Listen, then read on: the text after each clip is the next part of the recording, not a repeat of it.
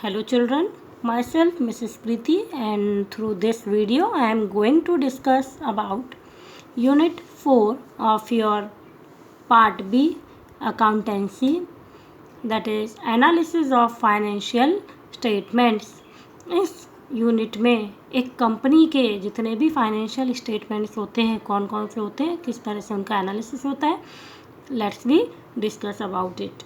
Financial statements are the end product of accounting process which reveal the financial result of a specified period and financial position as on a particular date. These statements include income statement and balance sheet. एक company के financial statements में एक तो company का income statement साथ ही उसकी balance sheet, ये दोनों इंक्लूड होते हैं.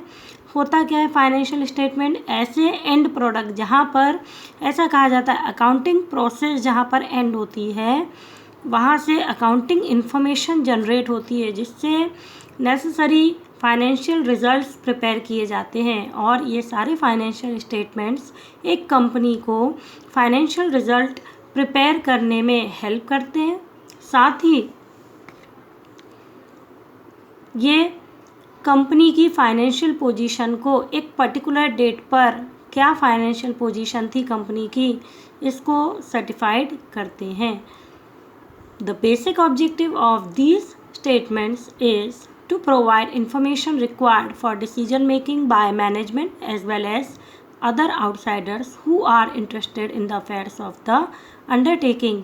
और इन्हें प्रिपेयर करने के पीछे जो मेन मोटिव होता है, जो बेसिक ऑब्जेक्टिव होता है, दैट इज़ मैनेजमेंट को डिसीजन लेना होता है कंपनी के लिए आगे आने वाले फाइनेंशियल ईयर में कंपनी के प्लान एंड पॉलिसी, कंपनी की स्ट्रेटजीज क्या होंगी. ये सारे डिसीजन डिपेंड होते हैं कंपनी की फाइनेंशियल पोजीशन पे. और कंपनी की फाइनेंशियल पोजीशन कहाँ से मालूम करती है? कंपनी के फाइनेंशियल स्टेटमेंट एनालिसिस से. साथ ही कुछ ऐसे आउटसाइडर जो कंपनी का पार्ट नहीं है लेकिन जो कंपनी के फाइनेंशियल अफेयर्स में इंटरेस्टेड होते हैं. क्यों होते हैं? या तो कंपनी के कस्टमर हो सकते हैं या कंपनी के क्रेडिटर हो सकते हैं जिनका कुछ ना कुछ इंटरेस्ट कंपनी के साथ जुड़ा होता है. साथ ही शेयर होल्डर हैं, साथ ही गवर्नमेंट है. इस तरह के कुछ आउटसाइडर पार्टीज़ होती हैं जिनको भी ये इन्फॉर्मेशन उतनी ही नेसेसरी होती है जितनी कि मैनेजमेंट के लिए. Section 129 of as per Schedule 3 of the Companies Act 2013 every year. एक कंपनी को कंपनीज एक्ट 2013 जिसका शेड्यूल 3 और उसकी सेक्शन 129 के तहत फाइनेंशियल स्टेटमेंट एनालिसिस करना कंपलसरी होता है. हर साल कंपनी प्रिपेयर करती है. Now let's see which type of financial statements company have to prepare. Number 1, balance sheet. The balance sheet shows all the assets owned by concerned, all the obligations or liabilities payable to outsiders or creditors and claims of the owners on a particular date. balance sheet क्या होती है? balance sheet एक ऐसा statement होता है जिसमें एक तरफ कंपनी की सारी एसेट्स होती हैं जिस पर कंपनी का पोजीशन होता है, साथ ही दूसरे साइड में सारी ऑब्लिगेशंस या लाइबिलिटीज़ होती हैं which company has to pay to the outsider. इन आउटसाइडर में कौन हो सकते हैं? कोई क्रेडिटर है, किसी भी तरह का कोई क्लेम है कंपनी के ऊपर, तो ये सारा कंपनी की बैलेंस शीट में शो किया जाएगा. The second is income statement और statement of P&L. The income statement और profit and loss is prepared for the period 12 months to determine the operational results of an undertaking. It is the statement of revenue earned and expenses incurred for earning a revenue. Statement of P&L या income statement company prepare करती है 12 month के लिए, या in other word we can say for one financial year. किसी भी एक particular financial year के लिए कंपनी इसे प्रिपेयर करती है. और क्यों करती है? कंपनी एक फाइनेंशियल ईयर के एंड में ये डिटरमाइन करना चाहती है whether it will be the profit और लॉस ऑफ द कंपनी. तो इसको एक तरफ तो डेबिट में कंपनी सारे एक तरफ तो यहाँ पर कंपनी सारे एक्सपेंडिचर रिकॉर्ड करती है, साथ ही जो भी कंपनीज़ के रेवेन्यू है, जो भी कंपनीज़ की इनकम है, वो यहाँ पर दिखाई जाती है और इसमें कंपनी इनकम और एक्सपेंडिचर का डिफरेंस निकाल के पता लगाती है whether it will be the profit और loss of the company. Now the next is notes to account. Balance sheet and statement of P&L supported by the notes in which details of item is given. जैसे आपने 11th standard में सीखा था trading and P&L account बनाना, साथ ही balance sheet बनाना. तो एक company के लिए बैलेंस शीट और P&L अकाउंट की जो फॉर्मेट है वो थोड़ी सी अलग है, सोल प्रोप्राइटर के फॉर्मेट से डिफरेंट है और ये लॉ में कंपनी एक्ट में मेंशन है. कंपनी एक्ट के शेड्यूल 3 में इसका फॉर्मेट मेंशन है और कंपनी को उसी फॉर्मेट में हर साल इसे प्रिपेयर करना पड़ेगा.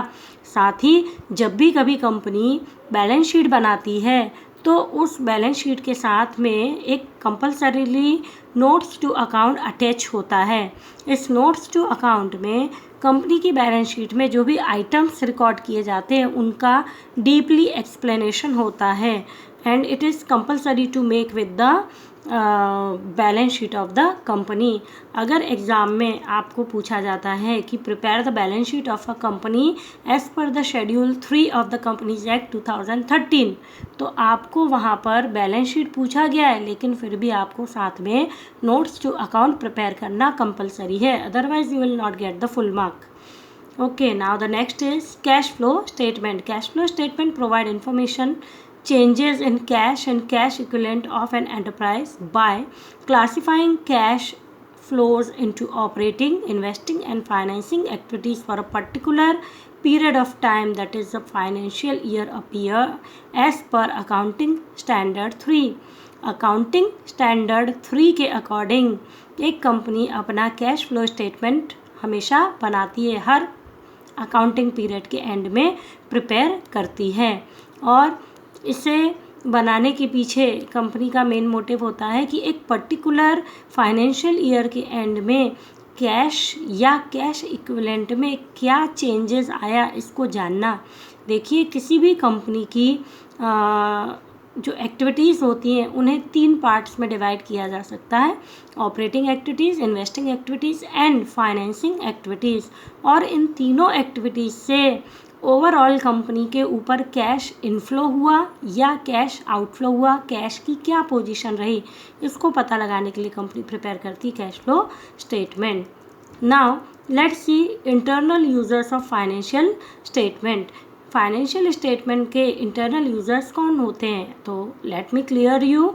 Internal users are the users which are within the company, और जो कंपनी के अंदर के लोग होते हैं, जो कंपनी में काम करने वाले लोग होते हैं, जो various types of decision making के लिए कंपनी के फाइनेंशियल स्टेटमेंट्स प्रिपेयर करते हैं. तो इनमें जो बेसिकली इंपॉर्टेंट है that are shareholders, management and employees. Company में काम करने वाले एम्प्लॉयज़, कंपनी का मैनेजमेंट और साथ ही कंपनी के shareholders. Now next let's see who are the external users of financial statement. External users में कौन कौन इंक्लूड होता है? Bank and FI, financial institutions, investor and potential investor. सबसे पहला फाइनेंशियल स्टेटमेंट का एक्सटर्नल यूज़र है बैंक एंड FI. बैंक जो कि कंपनी के आउटसाइडर पर्सन है लेकिन कंपनी से किसी ना किसी तरह जुड़े हुए हैं, उसमें कंपनी का बेनिफिट होता है. कैसे? कभी कंपनी को लोन लेना है या किसी और तरह के अफेयर्स बैंक के साथ जुड़े होते हैं, इसलिए कंपनी के फाइनेंशियल स्टेटमेंट्स में इंटरेस्टेड पार्टीज़ होती हैं. दूसरा investor and potential investor. Investor मतलब वो पर्सन जो आज के डेट में करंट में कंपनी के इन्वेस्टर हैं, जिन्होंने कंपनी में अपना पैसा लगाया है. साथ ही पोटेंशियल इन्वेस्टर का मतलब है जो अभी रिसेंटली तो कंपनी के इन्वेस्टर नहीं है but they can be investor in near future. Now the third one is creditor. Creditors means person जिन्होंने उस कंपनी को कुछ लोन प्रोवाइड किया है. Government and it's authorities. Government या इनकी कोई भी अथॉरिटी जैसे टैक्स डिपार्टमेंट या कोई भी और दूसरी लीगल अथॉरिटी. अब ये क्यों इंटरेस्टेड होते हैं फाइनेंशियल स्टेटमेंट में? इन्हें टाइम टू टाइम कंपनी की लीगल लाइबिलिटीज़ सेट करनी होती है, इम्पोज करना होता है टाइम टू टाइम कि कंपनी के ऊपर कितना टैक्स इम्पोज हो रहा है. That's why they are interested in the financial statements of any company. Now the next is securities exchange board of India, that is SEBI. मैंने आपको पहले भी बताया था, सेबी एक ऐसा अपेक्स इंस्टीट्यूशन है जो कंपनीज को गाइडलाइन प्रोवाइड करता है, और सेबी के रूल एंड रेगुलेशंस हर एक कंपनी को फॉलो करना कंपलसरी है. तो ये जो सेबी होता है ये भी कंपनी को time to time guideline provide करता है और कंपनी के फाइनेंशियल मैटर में इंटरेस्टेड होता है. Now let's see what are the objectives of preparing financial statement analysis. कोई भी कंपनी फाइनेंशियल स्टेटमेंट एनालिसिस क्यों करती है, इसके पीछे क्या मेजर ऑब्जेक्टिव है? So let's see one by one. Financial statements are the basic sources of formation to the shareholders and other external parties for understanding the profitability and financial position of any concern. कोई भी company का financial statement ऐसा पहला basic source होता है कि information का, जो कि कंपनी के शेयर होल्डर्स को या कोई भी एक्सटर्नल पार्टीज़ को ये समझने में हेल्पफुल होता है कि कंपनी प्रॉफिटेबल है या नहीं, कंपनी लॉस मेकिंग इंडस्ट्री तो नहीं है, या कंपनी की फाइनेंशियल पोजीशन क्या चल रही है. Point number 1, to provide information about economic resources and obligation of a business. एक कंपनी की इकोनॉमिक रिसोर्सेज क्या क्या है, उसकी लीगल ऑब्लिगेशंस, लीगल लाइबिलिटीज़ क्या क्या है, इन सब का पता चलता है. Point number 2, to provide information about the earning capacity of the business. एक बिजनेस की अर्निंग कैपेसिटी कितनी है इसके बारे में सारी जानकारी यहाँ से मिलती है फाइनेंशियल स्टेटमेंट एनालिसिस से. To provide information about cash flows. एक पर्टिकुलर फाइनेंशियल ईयर में कैश का कितना इनफ्लो रहा, कैश का कितना आउटफ्लो रहा, इसकी पूरी इंफॉर्मेशन मिलती है कंपनी को. टू जज इफ़ेक्टिवनेस ऑफ मैनेजमेंट. अगर कंपनी की पोजीशन अच्छी है तो डेफिनेटली उसका मैनेजमेंट बहुत इफ़ेक्टिव है. तो इस तरह से फाइनेंशियल स्टेटमेंट एनालिसिस करके एक कंपनी जज कर सकती है कि हमारे मैनेजमेंट में कितनी इफ़ेक्टिवनेस है. Information about activities of business affecting the society. एक बिज़नेस की, एक कंपनी की कौन कौन सी एक्टिविटीज़ सोसाइटी को अफेक्ट करती है, इन सब की इंफॉर्मेशन ऑब्टेन करने के लिए कंपनी फाइनेंशियल स्टेटमेंट्स का एनालिसिस करती है. Disclosing accounting policies. एक कंपनी की इस साल में, करंट ईयर में क्या अकाउंटिंग पॉलिसीज़ है, साथ ही आने वाले नेक्स्ट ईयर्स के लिए क्या प्लान एंड पॉलिसी होगी कंपनी की, इसका पता चल सकता है कंपनी को फाइनेंशियल स्टेटमेंट एनालिसिस करने से. Now let's see one by one what are the limitations of financial statement analysis. Financial statement analysis के कुछ limitations या कुछ negative points हैं जो इस तरह से हैं. Number 1, do not reflect current situation historical cost. As we know, in books of account all the assets and liabilities are showed have been showed in historical cost. That means purchase price पर दिखाया जाता है, उनका current value या current market price से कोई भी लेना देना नहीं होता. That's why financial statements are unable to represent the current position of the company. Now the second point is assets may not realise the standard values. In financial statements the value of the assets is not accurate value. मतलब एक company अपने financial statements में जो भी assets show करती है, ज़रूरी नहीं है कि वो एसेट्स की आज भी मार्केट वैल्यू उतनी ही हो. इट मे बी इंक्रीज और decrease. Now the next point is bias. The concept and conventions depend upon personal judgement from time to time. अब एक ये इम्पॉर्टेंट लिमिटेशन है कि यहाँ पर बायस हो सकता है, मैनिपुलेट भी हो सकती हैं बहुत सारी चीज़ें. कैसे हो सकती हैं? हमने 11th में जितने भी अकाउंटिंग कंसेप्ट और अकाउंटिंग कन्वेंशंस पढ़े थे वो सारे अकाउंटेंट के पर्सनल जजमेंट पर डिपेंड होते हैं. और ये जो पर्सनल जजमेंट है ये डिपेंड करता है कि वो अकाउंटेंट ने किस तरह से उसको समझ के वहाँ पर रिकॉर्ड किया है। Aggregate information not detailed information. अगर हम फाइनेंशियल स्टेटमेंट्स एनालिसिस को ध्यान से देखें तो यहाँ पर जो एग्रीगेट इन्फॉर्मेशन दी जाती है, जो भी इन्फॉर्मेशन है इकट्ठी टोटल इन्फॉर्मेशन दी जाती है, एक एक आइटम की डिटेल इन्फॉर्मेशन नहीं होती है। Then vital information missing to loss of markets. अगर कोई ऐसी इन्फॉर्मेशन है जो बहुत इम्पॉर्टेंट है और यहाँ पर मिसिंग है तो इससे कंपनी को लॉस भी हो सकता है। No qualitative information, monetary information but not qualitative information. जैसे कि हमने 11th में भी पढ़ा था कि बुक्स ऑफ अकाउंट्स में हमेशा मॉनिटरी ट्रांजैक्शन और मॉनिटरी इन्फॉर्मेशन ही लिखी जाती है, रिकॉर्ड की जाती है। Qualitative informations are not recorded in the books of accounts, but कुछ क्वालिटेटिव इन्फॉर्मेशन ऐसी हो सकती हैं जो कि कंपनी के लिए बहुत इम्पॉर्टेंट हो सकती हैं, बट स्टिल उनको कंपनी अपनी बुक्स ऑफ अकाउंट्स में रिकॉर्ड नहीं कर सकती। They are only interim report, it does not give an idea about the earning capacity over time and the change on a future date is not depicted. कुछ लोगों का मानना है ये जितनी भी फाइनेंशियल स्टेटमेंट एनालिसिस की जो रिपोर्ट है ये सब इंटरिम रिपोर्ट होती है। इंटरिम रिपोर्ट मतलब जो बीच बीच में एक फाइनेंशियल ईयर के बीच बीच में बनाई जाती है, इंटरिम रिपोर्ट है ये कंपनी की अर्निंग कैपेसिटी से रिलेटेड कोई भी आइडिया प्रोवाइड नहीं करती। मतलब फ्यूचर में कंपनी की पोजीशन क्या रहेगी, फ्यूचर में कंपनी की अर्निंग कैपेसिटी बढ़ेगी या कम होगी, इससे रिलेटेड कोई भी इंफॉर्मेशन हमें इन स्टेटमेंट्स में प्रोवाइड नहीं होती। Now let's see the next topic. The following point explain the nature of financial statements. Financial statements का नेचर क्या होता है? Number 1, recorded fact. इनमें फैक्ट को रिकॉर्ड किया जाता है। अकाउंटिंग कन्वेंशंस एंड कॉन्सेप्ट, इनको पूरी तरह से फॉलो किया जाता है। Postulates prepared on certain basic assumptions, pre requisites.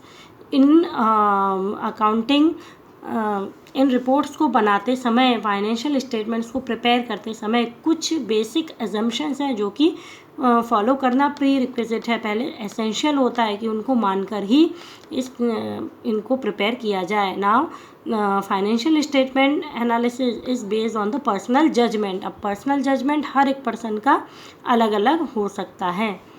Operating cycle, let's see what is operating cycle. Operating cycle is the time between the acquisition of an asset for processing and its realization into cash and cash equivalent. It cannot be identified. It is assumed to be of 12 months. किसी भी assets को acquisition करना मतलब खरीदना या प्राप्त करना, obtain करना, और उसको कैश या कैश इक्विवेलेंट में कन्वर्ट करना, इन दोनों के बीच में जो टाइम होता है that is the operating cycle. ये कभी भी आइडेंटिफाई नहीं किया जा सकता, बट हम इसको मान के चलते कि 12 मंथ का होता है, that is 1 year. A company can have 2 operating cycle for 2 business. किसी भी कंपनी के 2 अलग अलग बिजनेस के लिए 2 अलग अलग डिफरेंट ऑपरेटिंग साइकिल हो सकते हैं, ऐसा कंडीशन पॉसिबल है। Now let's see the next important term, employee benefit expenses. ये क्या होते हैं? Expenses payment made to and for the benefit of employees. Example wages, salaries, bonus, leave encashment, staff welfare expenses, ESOP that is employees stock option plan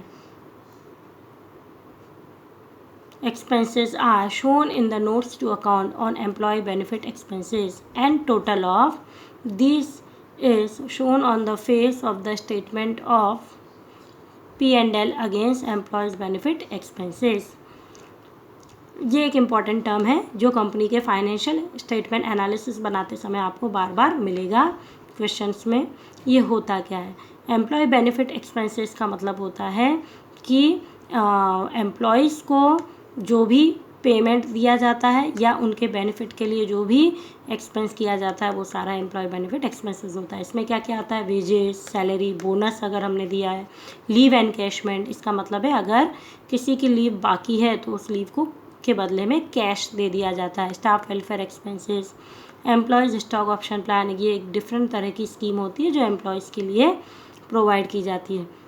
और ये जितने भी employ benefit expenses हैं ये कहाँ पर शो किए जाते हैं, एक तो नोट्स टू अकाउंट में। नोट्स टू अकाउंट जैसा मैंने पहले ही बताया था, बैलेंस शीट के साथ एक अटैच डॉक्यूमेंट होता है, उसमें नोट्स टू अकाउंट बनाते समय इसे एम्प्लॉय बेनिफिट एक्सपेंसेस के नाम से शो किया जाता है। एंड टोटल ऑफ दीज, और इन सब का टोटल स्टेटमेंट ऑफ P&L बनाते समय एम्प्लॉय बेनिफिट एक्सपेंसेस के नाम से शो किया जाता है। The next one is finance cost, means cost incurred by the company on the borrowings, that is loan processing fee, discount if issue of debenture, return of premium payable on redemption of debenture, interest paid on bank overdraft। Finance cost का मतलब होता है एक company अगर कहीं से finance या borrowing ले रही है, कहीं से लोन ले रही है या किसी भी तरह का फाइनेंस अरेंज करती है तो उसको लेने के लिए वो क्या क्या खर्चे करती है वो सारी उसकी फाइनेंस कॉस्ट में शामिल होगी। फॉर एग्जांपल मेरी एक कंपनी है और मेरी कंपनी ने बैंक से लोन लिया, लोन लेने के पीछे जो भी प्रोसेसिंग फ़ी है that will be the finance cost. Now the second example is of discount on issue of debenture. मान लीजिए मेरी कंपनी ने पब्लिक में डिबेंचर इशू किए और उन डिबेंचर, अब ये डिबेंचर क्या होता है we will discuss later deeply. Debenture अभी आप ऐसा समझ सकते हैं जैसे शेयर कैपिटल, शेयर होता है कंपनी की कैपिटल का एक पार्ट, वैसे ही कंपनी के लोन का एक पार्ट होता है debenture.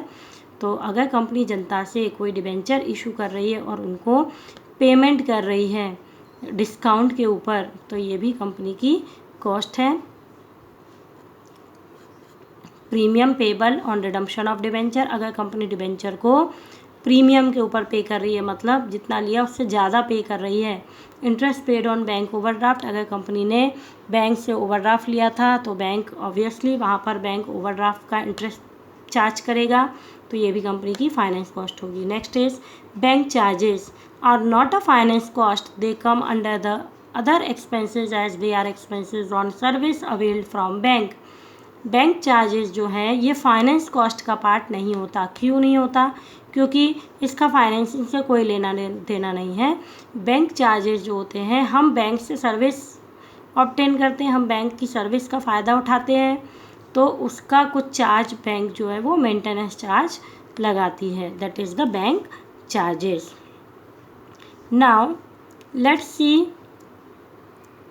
As per schedule 3 section 129 of the Companies Act, what is the format of the balance sheet of a company? Company की बैलेंस शीट का फॉर्मेट, ये आपको बोर्ड के एग्ज़ाम में 4 मार्क्स में आ सकता है। इस तरह के क्वेश्चंस आते ही हैं हर साल।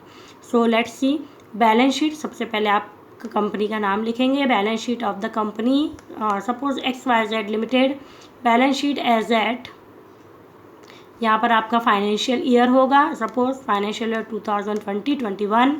नाउ द कॉलम्स आर, एक 11th में हमने जो सोल प्रोप्राइटरशिप की बैलेंस शीट देखी थी उससे कंपनी की बैलेंस शीट का फॉर्मेट जो है वो डिफरेंट है। Now first column of particular, note number, figure, एक तो करंट ईयर के देन प्रीवियस ईयर के। पहला फर्स्ट हेडिंग आती है company equity and liabilities heading, ये फॉर्मेट एज इट इज़ रहेगा, आपको ऐसा ही लर्न करना पड़ेगा, इसमें कोई भी चेंज नहीं हो सकता, आइटम ऊपर नीचे भी नहीं होंगे, as it is you have to write. Number 1 equity and liabilities, liability part पहले बनता है। इक्विटी एंड लाइबिलिटीज़ में सबसे पहले होगा share holders fund. Share holder fund में 3 तरह के, share capital, reserve and surplus, money received against share warrant. Second is share application money pending allotment. Third non current liabilities, non current liabilities में long term borrowing, non current liabilities that means fixed liability जो company को payment करना ही है, इसमें क्या क्या होगा, long term borrowings, deferred tax liabilities, other long term liabilities, long term provisions, point number 4, चौथा इसका मेजर हेडिंग होगा करंट लायबिलिटीज़। करंट लायबिलिटीज़ में सब हेडिंग्स कौन कौन से आते हैं? Short term borrowing. करंट मतलब करंट लायबिलिटीज़ का मीनिंग क्या होता है? ऐसी liabilities which is payable with in the period of 1 year, 1 साल से पहले पहले हो। Trade payable, other current liability, short term provision. फिर आप ये सारे फिगर लिखकर टोटल यहाँ पर करेंगे, that is the total of liability. Now the next part of this balance sheet will be assets column. Assets में पहला सब heading non current assets. Non current assets के अंदर आता है fixed assets. Fixed assets can be divided into different part. Tangible asset जो दिखाई देती है, जिसे हम छू सकते हैं। इंटेंजिबल जो दिखाई नहीं देती। कैपिटल वर्क इन प्रोग्रेस, ऐसा कोई काम जो अभी प्रोग्रेस में है, पूरा नहीं हुआ है, वो भी कंपनी अपनी एसेट्स के तौर पर कंसीडर करेगी। इंटेंजिबल एसेट्स अंडर डेवलपमेंट, अगर कोई पेटेंट, कॉपीराइट, इस तरह की इंटेंजिबल एसेट्स है जो अभी डेवलपमेंट प्रोसीजर में है, तो उसको भी कंपनी यहाँ पर शो कर सकती है। The second one is non current investment. Non current investment का मतलब होता है fixed investment. Now the third is deferred tax asset. Long term loan and advances, अगर कंपनी ने लंबे समय के लिए कोई लोन या एडवांस दिया है किसी को तो उसकी एसेट है। अदर नॉन करेंट एसेट्स, कोई और कैटेगरी की अगर एसेट्स होंगी तो वो यहाँ पर लिखी जाएंगी। The second one is current assets. Current assets heading में होगा आपका current investment, inventories, trade receivable, cash and cash equivalent, short term loan and advances, other current assets. और इसका टोटल, सारे एसेट्स कॉलम का टोटल, लायबिलिटी और asset दोनों का टोटल इक्वल होना चाहिए। साथ ही एक चीज़ आप यहाँ पर नया पैटर्न है, column number 2, as you can see here, note number we have to write. मान लीजिए शेयर कैपिटल है, शेयर कैपिटल के आगे मैंने लिखा नोट नंबर 1, तो ये जो शेयर कैपिटल है इसका एक्सप्लेनेशन कहाँ लिखा जाएगा? नोट्स टू अकाउंट में। तो ये एक एसेंशियल पार्ट है जो कंपनी की बैलेंस शीट के साथ अटैच होता है। So here I hope you can understand the format of balance sheet of a company and the basic information about financial statements of a company. Now in the further next video I will discuss the numerical part of this chapter. Thank you.